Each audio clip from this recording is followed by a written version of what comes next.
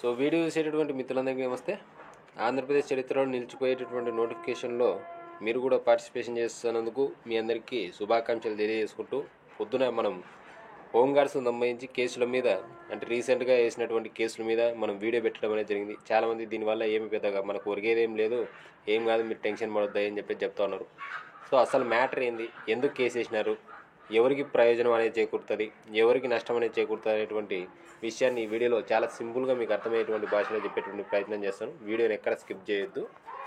So home guard disqualified అభ్యర్థులు ఎవరైతే ఉన్నారో వాళ్ళని ఫిజికల్లో స్పెషల్ కేటగిరీగా మమ్మల్ని పరిగణించకపోవడం వల్ల మేము క్వాలిఫై కాలేదు, మమ్మల్ని జనరల్ అభ్యర్థుల్లాగా చూడకూడదు అని చెప్పేసి కేసు వేసినారు.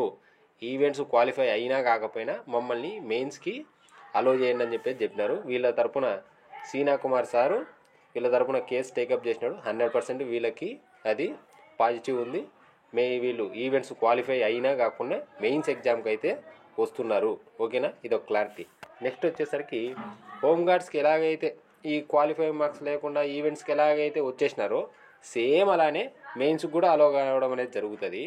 ఫైనల్లో అంటే ఫైనల్ ఎగ్జామ్లో మినిమం మార్క్స్ లేకుండానే వీళ్ళకి సపరేట్ మెరిట్ లిస్ట్ ఇవ్వాలని చెప్పేసి చెప్తున్నారు.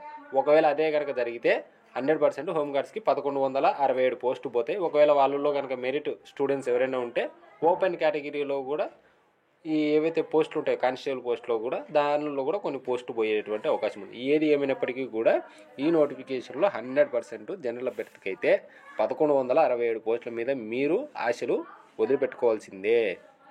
వేసినటువంటి కేసు ఏమని వేసినారంటే, మేము ఫిజికల్ ఈవెంట్స్లో డిస్క్వాలిఫై అయినప్పటికీ కూడా మమ్మల్ని మెయిన్స్లో అలో చేయాలని చెప్పేసి వేసినారు. అలాగే వీళ్ళకి సంబంధించినటువంటి ఏదైతే 1167 పోస్టులు ఉన్నాయో దానికి వీళ్ళతోనే మెరిట్ లిస్ట్ అనేది తీయాలా, అది మినిమం మార్క్స్ లేకుండానే తీయాలని చెప్పేసి కేసు వేయడం అనేది జరిగింది. ఇంకొంతమంది హైట్కి సంబంధించో, లేదంటే చెస్ట్కి సంబంధించో, లేదంటే రన్నింగ్కి సంబంధించో, ఈవెంట్స్కి సంబంధించి ఇంకా కొన్ని కేసులు పడేటువంటి అవకాశం ఉంది. 100% గవర్నమెంట్ కూడా అటు సైడ్ ఫేవర్గా ఉందని చెప్పేసి మనకు సమాచారం వస్తూ ఉంది. కాబట్టి హోంగార్డ్స్కు దాదాపు 1167 పోస్టులు పోతాయి. ఇంకా మీరు కనుక 100 మార్కులకు 105 మార్కులకు ఉద్యోగాలు వచ్చాయి అని చెప్పేసి పిల్ల కళల్లో కనుక ఉంటే మాత్రము మీ పోస్ట్ 100% పోయినట్టే. ఇంకా కష్టపడి చదవండి. మ్యాక్సిమం ఈ కోర్టు కేసులు అవి ఉన్నాయి కాబట్టి నా వరకు అయితే ఏప్రిల్లో మెయిన్స్ ఎగ్జామ్ ఉండేటటువంటి అవకాశం ఉంది. ఇప్పటి నుంచి కనుక మీరు కనుక బాగా కనుక కష్టపడకపోతే 100% పోస్ట్ అయితే లాస్ అయ్యేటటువంటి అవకాశం ఉంది. 100 మార్కులకు 105 మార్కులకు పోస్టులు ఏవి కూడా మీకు రావు. కట్ ఆఫ్లు బాగా పెరిగేటటువంటి అవకాశం ఉంది. ఇది సింపుల్గా మీకు అర్థమయ్యేటువంటి భాషలో చెప్పాడు. ఎవరికైనా ఇంకేమైనా డౌట్ ఉంటే ఓ టెలిగ్రామ్ గ్రూప్ లింక్ నేను డిస్క్రిప్షన్లో ఇస్తాను. రాత్రి అక్కడ వాయిస్ చాట్ పెడతా ఉన్నారు. ఈ మొత్తం హోంగార్డ్ సంబంధించినటువంటి కేసుల మీద వాళ్ళు ఇంకా నాకంటే క్లారిటీగా చెప్పేటటువంటి అవకాశం ఉంది. కాబట్టి కుదిరితే ఆ టెలిగ్రామ్ గ్రూప్లో జాయిన్ కండి. మీరు మీ యొక్క ప్రిపరేషన్ మాత్రం ఎక్కడ ఆపొద్దు.